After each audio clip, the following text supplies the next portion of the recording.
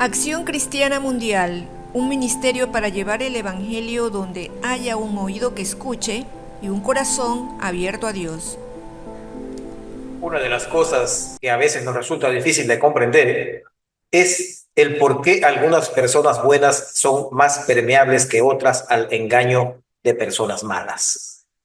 Pues aunque podríamos tratar de resolver esta incógnita simplemente diciendo que es cuestión de inteligencia o que es cosa de educación, la verdad es que hay gente inteligente y muy inteligente, aparentemente al menos, y con un nivel educativo considerable, que fácilmente caen en las trampas tendidas por individuos perversos, mientras otros, con poca o ninguna formación académica y manifiesta simpleza, no se dejan engañar por las artimañas del mal. Creo que incluso las cosas van más lejos todavía, porque hay buenas personas que no logran comprender la enorme magnitud de la maldad, o en otras palabras, se les hace muy difícil aceptar que hayan individuos capaces de cometer actos de gran maldad, inhumanos y perversos. Pero el mal es una realidad, así como lo es el bien. Una realidad que hay que reconocerla, pues si no se lo hace, puede traer graves consecuencias.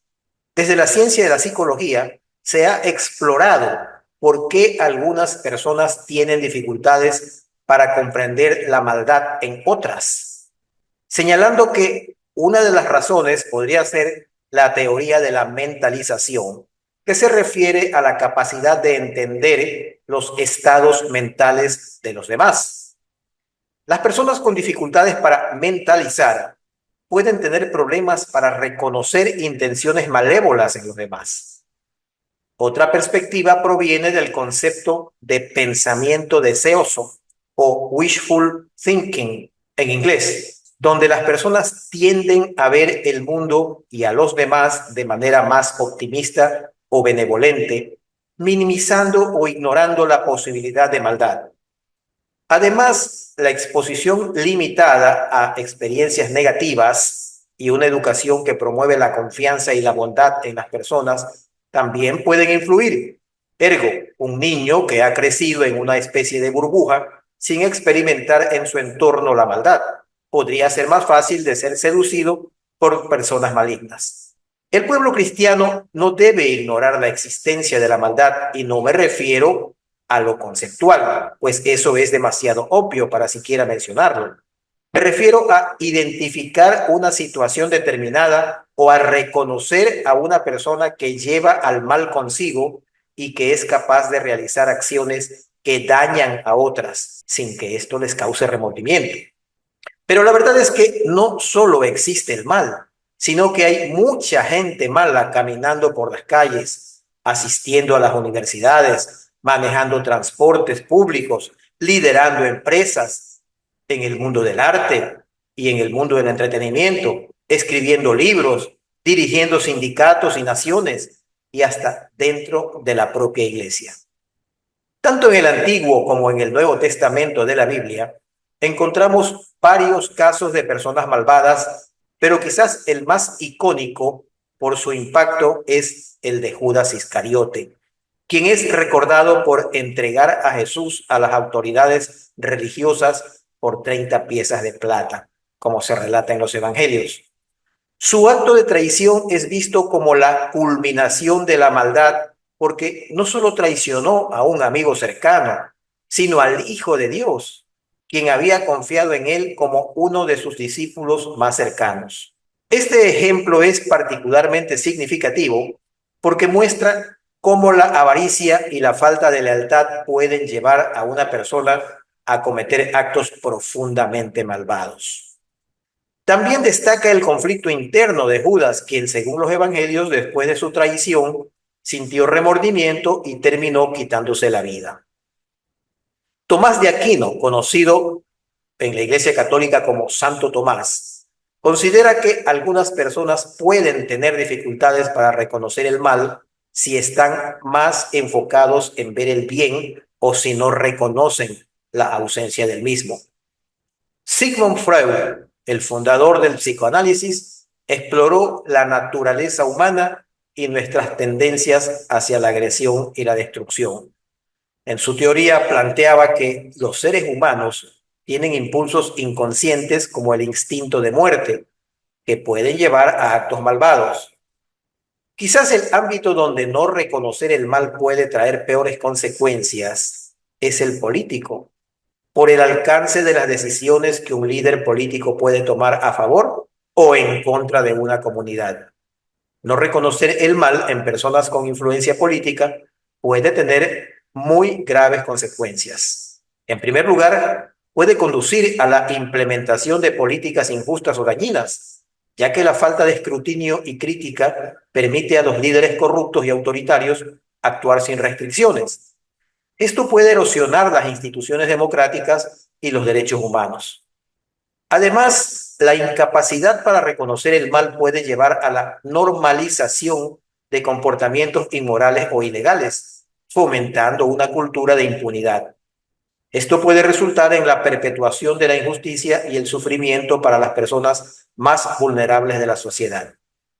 Finalmente, puede desencadenar una pérdida de confianza en el sistema político y en las autoridades, lo que puede provocar apatía cívica y desestabilización social. Es esencial, por lo tanto, fomentar una ciudadanía crítica y bien informada para mantener la integridad de los procesos democráticos. Hay áreas correlacionadas con la política que, sin ser eminentemente de ese orden, tienen una influencia vital en la salud y la vida de las personas de una nación. Para ello se han creado organismos cuyo objetivo es precisamente velar por el bienestar humano y vigilar que todos estemos libres de enfermedades, por ejemplo. Sin embargo, las instituciones humanas no siempre son las mismas y pueden sufrir deterioro cuando su dirección es asumida por personas que llevan en su alma anidada la maldad. La Biblia también nos habla extensamente de los últimos tiempos y del comportamiento humano en esos tiempos que parecen estarse viviendo ahora mismo. Pero los buenos parecen estar tan ciegos como los malos, o quizá peor, porque no pueden identificar la maldad y por ello no pueden resistirla. El pastor Martin Luther King dijo: no me atemoriza la maldad de los malos, sino el silencio e indiferencia de los buenos. Y en estos últimos años, como nunca antes, hemos visto ese silencio cómplice y cobarde que trae a mi mente la torpeza de muchos cristianos que han olvidado la sentencia que consta en el libro del profeta Jeremías, capítulo 17, verso 5, que dice así: así ha dicho Jehová, maldito el varón que confía en el hombre y pone carne por su brazo y su corazón se aparta de Jehová. Hay un comportamiento en ciertas personas que prefieren vivir confiados porque simplemente les resulta más cómodo, ignorando las profecías y las señales, y aún ante las evidencias se resisten a ver la verdad. Muchos alemanes tras la derrota nazi fueron expuestos a los horrores de los campos de concentración, pues se negaban a creer el grado de maldad de sus líderes.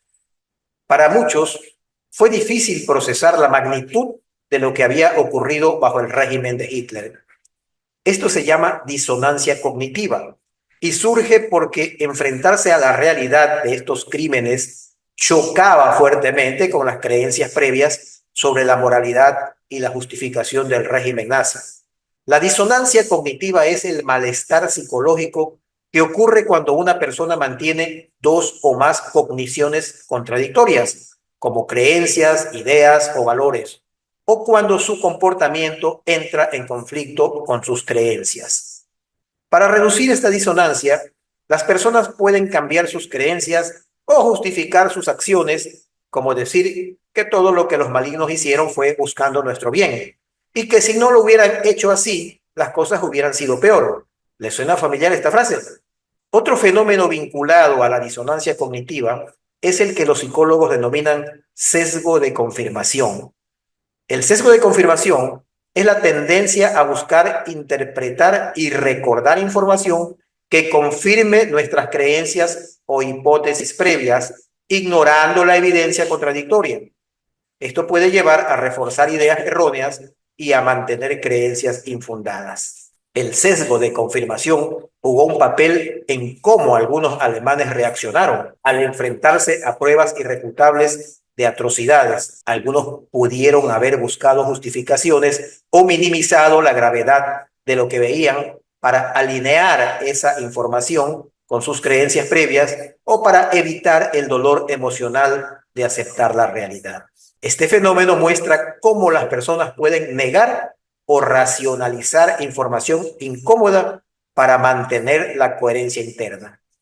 La correlación entre el sesgo de confirmación y la disonancia cognitiva se observa cuando las personas se enfrentan a la evidencia de que sus creencias o decisiones son incorrectas. En lugar de aceptarlo, pueden recurrir al sesgo de confirmación para buscar información que respalde su posición y así reducir la disonancia cognitiva.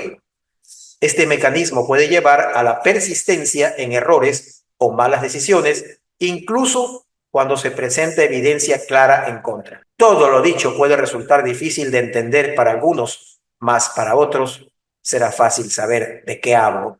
Los hijos de Dios no podemos permanecer cruzados de brazos ante la maldad, ni confiar en organismos cuyos membretes dicen una cosa, pero sus actos son criminales y perversos. El que tenga oídos para oír, que oiga.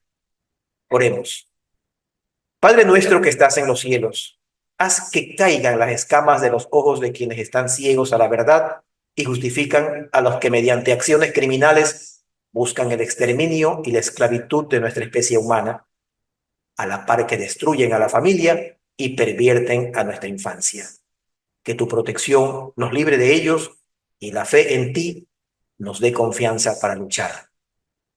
En el nombre de Cristo nuestro Salvador eterno te lo pedimos. Amén. Si le ha gustado este mensaje, compártalo con amigos y familiares para que este ministerio se expanda y suscríbase a nuestro canal para no perderse futuros mensajes.